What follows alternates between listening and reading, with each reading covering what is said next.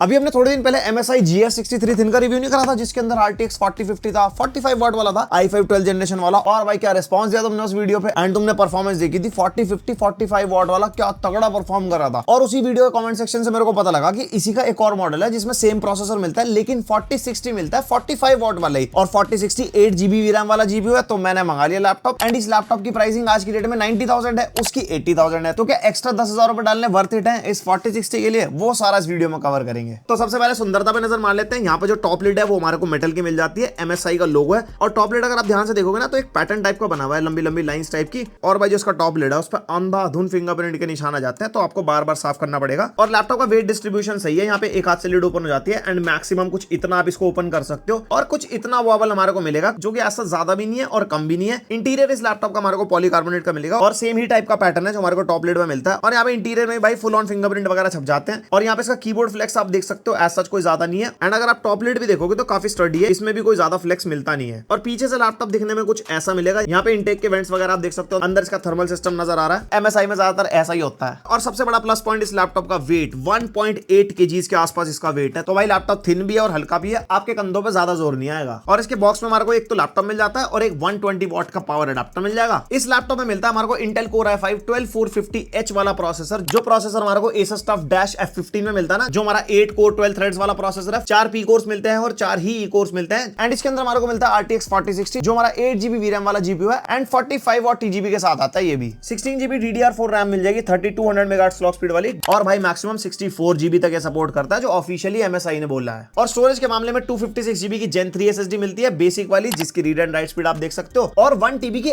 HDD भी इसके अंदर मिलती है, 7200 RPM वाली। वैसे 2023 चल रहा है, SSD दे देते ज्यादा बेटर होता, स्पीड चाहिए हमारे को। वैसे SSD देने का रीजन भी है, इतना सस्ता लैपटॉप मिल रहा है तो कहीं ना कहीं कॉस्ट कटिंग तो देखो होगी। और इसके अंदर हमारे को एक ही SSD का स्लॉट मिलता है और एक ही HDD का स्लॉट मिलता है। इन्हीं के अंदर आप अपग्रेड कर सकते हो पुरानी वाली निकाल के। और कनेक्टिविटी के मामले में Wi-Fi 6 एंड ब्लूटूथ वर्जन 5.2 मिल जाएगा। और इसके अंदर कोई MS ऑफिस नहीं मिलेगा, वैसे मेरे को उम्मीद थी भी नहीं और है भी नहीं। एंड अब बात कर लेते हैं परफॉर्मेंस की। सबसे पहले नंबर्स, Cinebench R23 के स्कोर्स आपने सामने देख सकते हो, 10,700 के आसपास multi core and 1572 single core. Geekbench 6 के बेंचमार्क्स भी हमने निकाले थे, 8708 multi core and 2107 single core. और क्रॉसमार्क का बेंचमार्क निकाला था, कंपैरिजन के लिए आप वीडियो पॉज करके देख सकते हो। उसके बाद PC Mark 10 जो हमारा 5500 के आसपास निकल गया, जो कि i5 12 जनरेशन के हिसाब से सही है। एंड 3D Mark X5 आप देख सकते हो भाई, GPU के स्कोर 7300, यानी कि 4060 अच्छा खासा कैपेबल है, और टोटल स्कोर 7470। और यहाँ पे GPU की पावर को टेस्ट करने के लिए ब्लेंडर बेंचमार्क भी करा, 3095 स्कोर निकल गया। अगर ब्लेंडर बेंचमार्क के स्कोर को फुल फ्लेजेड 4060 से कंपेयर करते हो, जो 140 वॉट वाला होता है, उसका स्कोर 3700 के आसपास निकल के आता है। इसका 3000 है, तो आपको पता चल गया होगा कि सेम VRAM होते हुए भी यहाँ पे कम वॉटेज मिलेगी, तो कम परफॉर्म करेगा आपका GPU। एंड यहीं पे बात कर लेते हैं परफॉर्मेंस की। तो भाई लास्ट वीडियो में मैंने आपको बताया था, CPU इंटेंसिव टास्क अगर आप करोगे, जैसे हमने 4K वीडियो एडिटिंग करके देखी थी, यहाँ पे जब टाइमलाइन के ऊपर एडिटिंग करते हैं तो आपका CPU काम में आता है। एंड इसका CPU भाई अच्छा खासा परफॉर्म कर रहा था, 4K 60 की वीडियो एडिटिंग आराम से करवा गया था। और स्मूथ एडिटिंग होने का एक और रीजन भी है, 16GB रैम, वो भी डुअल चैनल में, उस पे भी चीजें वैरी करती हैं। और अगर आप एक स्टूडेंट हो, आपको कोडिंग वोडिंग करनी है, तो कोई दिक्कत नहीं आने वाली इस लैपटॉप के ऊपर। मल्टीटास्किंग में तो आराम से झेल जाएगा, क्योंकि इसके अंदर H सीरीज का i5 12 जनरेशन प्रोसेसर है, और साथ में 16GB रैम है, तो टेंशन छोड़ ही दो। एंड मेनली सवाल निकल गया था कि 3D मॉडलिंग, आर्किटेक्चर या फिर आफ्टर इफेक्ट्स चलाना हो, माया वगैरह चलाना हो, कि जितने भी GPU इंटेंसिव वाले टास्क हैं, इसका 4060 वो झेल पाएगा। लाइक एक 4060 हमारे को 1,50,000 में मिल रहा है, एक 4060 90,000 में मिल रहा है, तो क्या ये उतना कैपेबल है? अब आपको बिल्कुल ना आसान भाषा में समझाता हूं। जैसे इसके अंदर 4060 45 वॉट वाला है, आप काम ये भी सारे करवा देगा। आप आफ्टर इफेक्ट्स चला लो, इसके अंदर बढ़िया चल जाएगा। आप कोई 3D वाले काम करते हो, मॉडलिंग वाले काम करते हो, वो इसके अंदर आराम से करवा देगा। लेकिन अब यहाँ पे ज्यादा पावर का रोल कब आता है? अब देखो, प्रोडक्टिविटी के भी ना डिफरेंट लेवल्स हैं। जैसे हमारे चैनल की जो एडिटिंग है वो 4K 60 FPS वाली होती है। अब 4K 60 FPS पे डुअल लेयर में एडिटिंग चल रही है, 3 लेयर में चल रही है, या मल्टीपल लेयर्स में चल रही है, तो वहां पे आपकी परफॉर्मेंस वेरी करेगी पावर के ऊपर। सिमिलरली आप आफ्टर इफेक्ट्स चला रहे हो, अब आफ्टर इफेक्ट्स में आपकी लेयर्स बहुत कम है, तो आपका 45 वॉट वाला 4060 बढ़िया काम करवा देगा। लेकिन वहीं पे आपका प्रोजेक्ट बड़ा होता जाएगा, ज्यादा लेयर आप ऐड करते रहोगे, ज्यादा इफेक्ट्स आप ऐड करते रहोगे, या गेम डेवलपमेंट कर रहे हो तो ज्यादा शेडर ऐड कर दिए, डिफरेंट लेयर्स ऐड कर दी, तो वहां पे आपकी VRAM तो कंज्यूम हो जाएगी। लेकिन उसके बाद GPU कहेगा भैया अब मैं नहीं झेल पा रहा, मैं 45 वॉट तक पुश कर चुका हूं, मुझे और पावर चाहिए इस काम को हैंडल करने के लिए। तो सीधी सी बात है, जैसे आपका प्रोजेक्ट बड़ा होता जाएगा, आपका GPU झेल नहीं पाएगा, क्योंकि उसके अंदर इतनी पावर ही नहीं होगी, तो आपको वहां पे लैग और स्टटर महसूस होंगे। एंड वापस बात करते हैं इस लैपटॉप की, जो GPU वाली बात कर रहा था, इसके अंदर प्रोसेसर भी i5 12450H है, जिसकी वजह से आपको प्रोडक्टिविटी में थोड़ा बहुत लैग महसूस हो सकता है, क्योंकि प्रोसेसर भी इतना पावरफुल नहीं है, और ऊपर से DDR4 रैम है। तो सारी चीजों को दिमाग में रखना। 1 लाख वाले या 1.5 लाख वाले लैपटॉप को इस लैपटॉप से आप कंपेयर करोगे, तो भाई कहीं ना कहीं परफॉर्मेंस में डिफरेंसेस आएंगे। वो परफॉर्मेंस के डिफरेंसेस आप बेंचमार्क के नंबर से कंपेयर कर सकते हो। बाकी सिंपल बताओ, इस लैपटॉप के बारे में, जिस प्राइस पे आता है और जिस तरीके एक ही परफॉर्मेंस निकाल के देता है। इसके प्राइस के हिसाब से देखो वो वैल्यू फॉर मनी है। और इस लैपटॉप में हमारे को 60% वाला कीबोर्ड मिल जाता है, जिसकी कीज काफी बड़ी बड़ी है, जैसे आप बैक स्पेस देख सकते हो, एरो कीज भी अच्छी खासी बड़ी है, एंड जो टाइपिंग एक्सपीरियंस है वो सही रहता है। चिकलेट वाला कीबोर्ड है और सिंगल कलर बैकलिट कीबोर्ड है, जिसके अंदर हमारे को 3 लेवल्स की ब्राइटनेस मिल जाती है। FN plus page up page down वाले बटन से आप कंट्रोल कर सकते हो, एंड इवन इसकी लाइट्स को ऑफ भी कर सकते हो। और भाई ट्रैक पैड में मेरे को मजा नहीं आया, इतना ज्यादा स्मूथ नहीं है ट्रैक पैड चलने में, और काफी छोटा है। फुली क्लिकेबल वाला है, लेकिन इतनी वो स्टर्डी फीलिंग नहीं आती यूज करने में। मजबूरी में यूज करने के लिए ठीक है, ज्यादा उम्मीदें मत करना। लेफ्ट साइड में हमारे को एक पावर इनपुट का पोर्ट मिल जाता है, एक USB 3.2 वाला टाइप A पोर्ट मिल जाता है, बाकी पोर्ट सारे राइट साइड में, जैसे केंजिंगटन लॉक मिल जाएगा सबसे पहले, RJ45 लैन पोर्ट, और एक यहाँ पे USB 3.2 Gen 1 type C port मिलता है, जो PD को तो सपोर्ट नहीं करता है, यानी कि आप टाइप C से चार्जिंग नहीं कर पाओगे, लेकिन डिस्प्ले आउटपुट को सपोर्ट करता है। DP 1.4 हमने चेक करके देखा था, 4K 120 हर्ट्ज मैक्सिमम रेजोल्यूशन ये दे रहा था। और यहाँ पे 2 टाइप A पोर्ट मिलता है USB 3.2 Gen 1 वाले, जिसमें से एक पावर ऑफ चार्जिंग वाला भी है, यानी कि अगर आपका लैपटॉप बंद भी होगा तो इससे आप चार्जिंग आउटपुट ले सकते हो। फोन चार्ज करना हो, TWS वगैरह ऑन द गो करने हो, तो लैपटॉप ऑन करने की जरूरत नहीं पड़ेगी। बाकी ये जो पावर ऑफ चार्जिंग है आपके लैपटॉप बंद पे भी चल रहे हैं, यानी कि थोड़ी बहुत तो बैटरी कंज्यूम करेगी ना, तो आप इसके बायोस में जाके ऑप्शन ऑफ भी कर सकते हो कि हमें पावर ऑफ चार्जिंग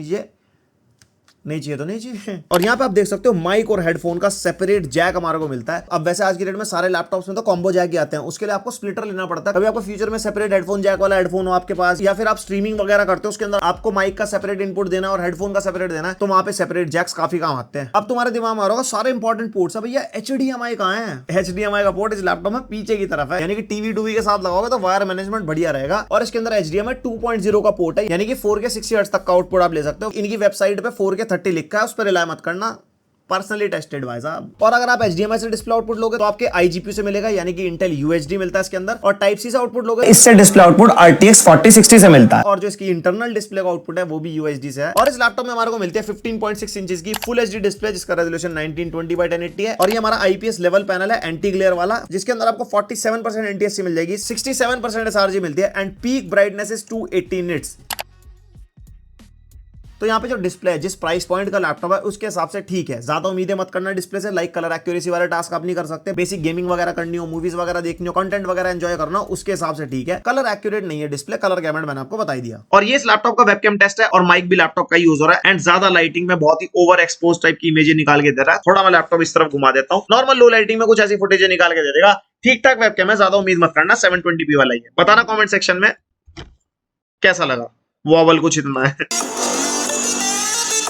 स्पीकर यहाँ पे ठीक ठीक मिलते हैं, डाउन फायरिंग स्पीकर है, 2-2 वॉट के 2 स्पीकर मिलते हैं, और डिसेंट आवाज है, ना तो बहुत ही अच्छी ना तो बहुत ही बेकार, मिडल वाली। और भाई जैसे कि MSI का लैपटॉप है, MSI सेंटर सॉफ्टवेयर हमारे को मिल जाता है। पहले पेज पे सारी मॉनिटरिंग आ जाएगी इसके अंदर, जैसे कि यहाँ पे आपकी रैम SSD वगैरह स्टैट्स वगैरह दिखा देगा, CPU GPU के। उसके अलावा फीचर्स वाले टैब में जाओगे तो गेम मोड आपको मिल जाता है, गेम मोड में आप गेम वगैरह ऐड कर सकते हो, उसके हिसाब से आपकी सेटिंग्स ट्वीक हो जाएगी। फिर यूजर सिनेरियो में चले जाओ, यहाँ पे डिफरेंट सिनेरियो मिल जाते हैं। बढ़िया बैटरी बैकअप चाहिए तो सुपर बैटरी पे चलाओ, वरना एक्सट्रीम परफॉर्मेंस पे गेमिंग वगैरह करनी हो, प्रोडक्टिविटी करनी हो। उसके अलावा यहाँ पे जनरल सेटिंग मिल जाएगी, जनरल सेटिंग के अंदर विंडोज की लॉक हो गया, स्विच की हो गया, क्रॉस हेयर की डिस्प्ले वगैरह हो गया, और USB पावर शेयर का ऑप्शन हमारे को MSI सेंटर में भी मिल जाता है और बायस में मिल जाता है, जो आपको बता रहा था ना। और भाई इस लैपटॉप की बैटरी HDD लगी लगाई मिलेगी, यानी कि बैटरी का साइज छोटा मिलेगा। 52.4 वाट आवर की बैटरी मिलती है, और इसको अगर आप सुपर बैटरी मोड पे डाल दोगे, बेसिक यूसेज करोगे, स्क्रीन का रिफ्रेश रेट भी अगर आप 60 हर्ट्ज तक कर देते हो, तो आप इससे मैक्सिमम 3 आवर्स तक का बैकअप निकाल सकते हो, जिसके अंदर बेसिक मल्टीटास्किंग हो गई, यूट्यूब वगैरह चला लिया, इससे ऊपर नहीं। इसके बाद अगर आपके टास्क चेंज होंगे तो बैटरी बैकअप भी चेंज होगा, 1 घंटे से लेकर 3 घंटे के बीच में बैकअप निकल सकता है, जो कि गेमिंग लैपटॉप के हिसाब से ओके साइड है, ज्यादा उम्मीद मत करना बैटरी से। और भाई अब बात कर लेते हैं गेमिंग परफॉर्मेंस की। 4060 है, 8GB VRAM, लेकिन 45 वॉट। तो तुम्हारे दिमाग में रहोगा कैसी परफॉर्मेंस देगा, तो हमने इसके अंदर सारे गेम टेस्ट करें इसके नेटिव रेजोल्यूशन पे, यानी कि 1080p पे, और तो और 1440p पे भी 3-4 गेम टेस्ट करें इसकी असली औकात जानने के लिए भाई 4060 कितना कैपेबल है। क्योंकि 4060 140 वॉट वाला तो 1440p गेमिंग करा देता ना, तो क्या ये करवा पाएगा? एंड भाई सैडली इस लैपटॉप के अंदर भी वैलोरेंट नहीं चला, मेरे को पता नहीं क्या इशू है, ना तो पिछले वाले में चला था ना इस वाले में चला। अब ये स्पेसिफिकली इस लैपटॉप का इशू है, या फिर कोई वैलोरेंट में अपडेट वगैरह आएगा जो इसके साथ वो कंपैटिबल हो जाए फ्यूचर में, तो कुछ कह नहीं सकता। आप गेम टेस्ट पे नजर मारो, फिर बात करते हैं कंक्लूजन की। शुरुआत करते हैं सबसे पहले GTA 5 से 1080p पे टेस्ट कर रहे हैं, जो हमारा नेटिव रेजोल्यूशन है, और वेरी हाई सेटिंग्स हमने यहाँ पे रखी है। एंड भाई वेरी हाई सेटिंग्स पे हमारे को आराम से 100+ FPS मिल रहे हैं। जीपीयू की वॉटेज हमारी 30 वॉट के आसपास है, 3500 के आसपास मेमोरी यूज हो रही है, और 40 to 45 वॉट पावर ड्रॉ कर रहा है CPU, तब भी टेम्परेचर 70 to 80 डिग्रीज है, बिल्कुल सेम वैसे जैसे RTX 4050 वाले लैपटॉप में थे। तो यहाँ पे थर्मल्स हमारे को एज इट इज सेम मिल जाते हैं। उसके बाद टेस्ट करते हैं दूर करो ना छठा पार्ट अल्ट्रा सेटिंग्स पे, और यहाँ पे कोई भी अपस्केलिंग मेथड हमने यूज नहीं करा, और इसके अंदर भाई आराम से बढ़िया 70 to 80 FPS मिल गया हमारे को। और भाई इतनी कम पावर ड्रॉप इस टाइप की परफॉर्मेंस निकलना मतलब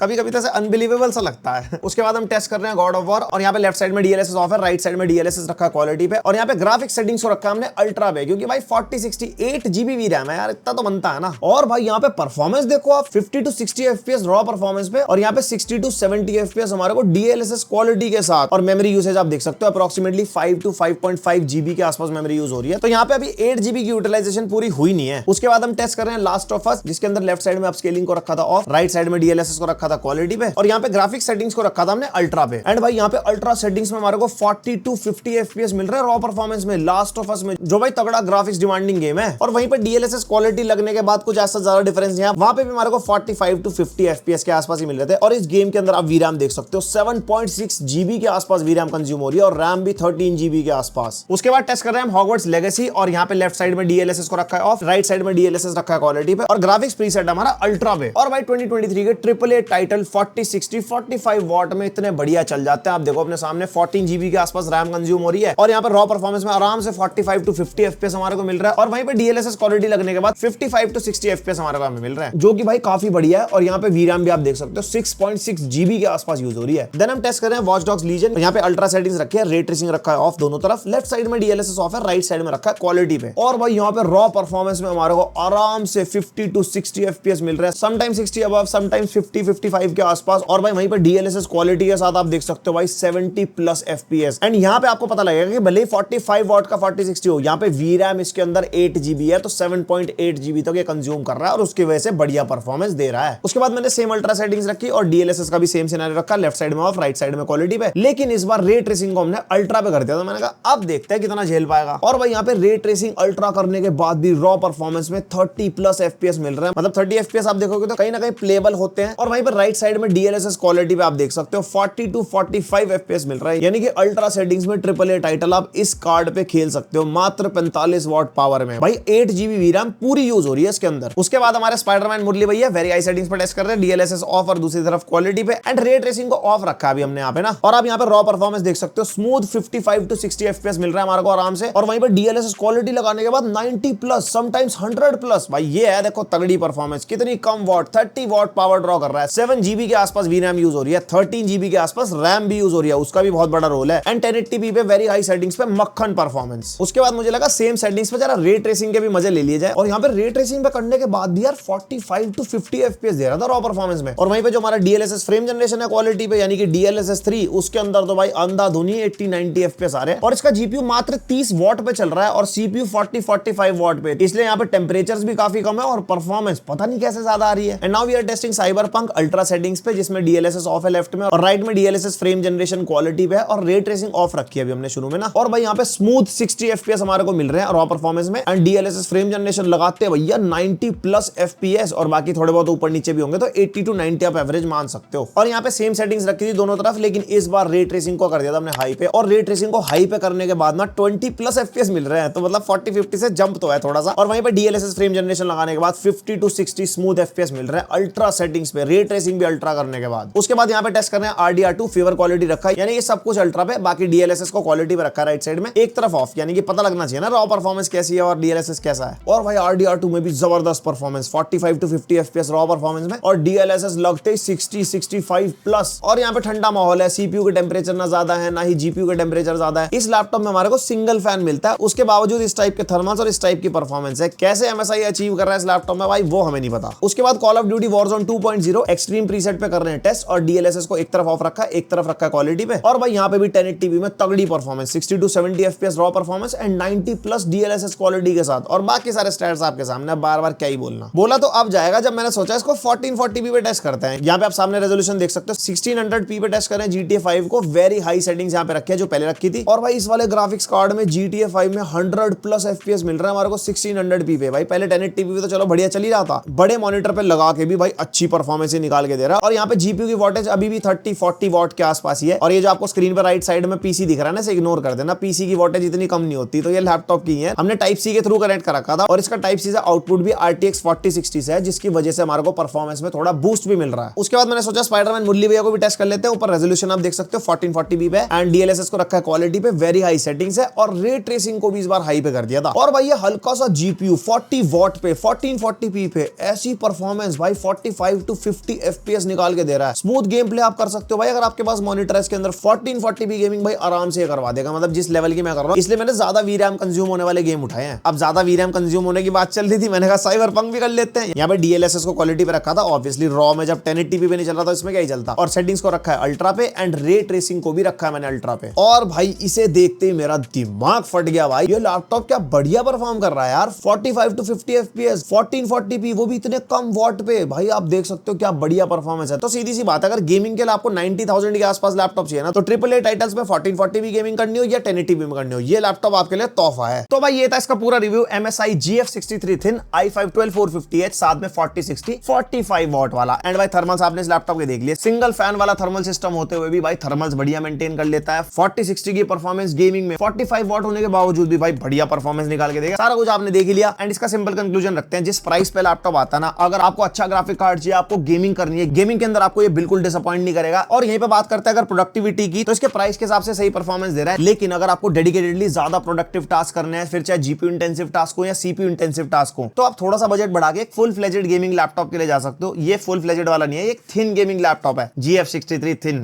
नाम ही बोल रहा है इसका। तो वहां पे आपको प्रोसेसर अच्छा मिल जाएगा, लाइक 12700H एक अच्छा प्रोसेसर है, या फिर i5 13500HX जो हमारा प्रेडेटर नियो के अंदर है, उस टाइप के आप लैपटॉप लोगे तो आपको प्रोडक्टिविटी में ज्यादा बेटर परफॉर्मेंस मिलेगी लॉन्ग टर्म में, प्लस गेमिंग में भी डेफिनेटली इससे बेटर परफॉर्म करेंगे। प्लस अगर आपका अंडर 1 लाख बजट है, आपको 4060 वाला लैपटॉप चाहिए with this kind of performance, तो भाई 90,000 में गुड टू गो ऑप्शन है। और बाकी इसी प्राइस पॉइंट पे और कोई लैपटॉप तुम्हारे दिमाग में और तुम्हें कंफ्यूजन है, तो मेरे साथ कमेंट सेक्शन में पूछना, मैं कोशिश करूंगा रिप्लाई करने की एंड आपकी बाइंग चॉइस बनवाने की कोशिश करेंगे। और आपको पसंद आई वीडियो तो आप लाइक मार देना, पहली बार सब्सक्राइब कर देना। मेरे लिए कोई सजेशन, कोई या फीडबैक हो वो जरूर लिख के जाना। मिलते हैं नेक्स्ट वीडियो, अब तक के लिए बाय।